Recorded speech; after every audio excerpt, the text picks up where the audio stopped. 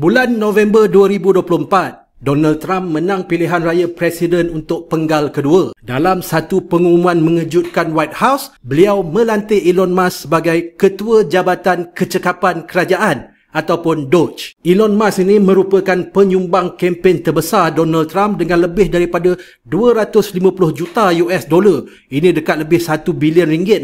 Jadi lantikan beliau ini merupakan lantikan politik untuk membalas sokongan Elon Musk terhadap Donald Trump. Mission Elon Musk pada awalnya memang besar dan beranilah untuk memotong perbelanjaan kerajaan US sebanyak 2 trilion satu tahun. Tapi menjelang bulan Mac yang lepas ini, angka itu dah diturunkan oleh DOGE sendiri kepada 1 trilion dolar setahun. Jadi kenapa Elon Musk, DOGE sendiri yang mengubah target untuk mencapai penjimatan 2 trilion kepada 1 trilion saja? Kerana jika itu hendak dilakukan, mereka perlu reform program-program besar seperti Medicaid, Medicare, Social Security dan program-program yang lain yang Trump dah bagi amaran jangan sentuh. Walau bagaimanapun, Elon Musk ni memang serius. Dalam masa beberapa minggu, DOGE mula melaksanakan langkah pemotongan besar-besaran. Hampir 260,000 jawatan kerajaan dihapuskan. 2 juta kaki tangan kerajaan terima email untuk letak jawatan dan dapat gaji ataupun kena pecat. Agensi-agensi kerajaan yang besar seperti USAID, NIH, Jabatan Pendidikan, malahan National Nuclear Security Administration pun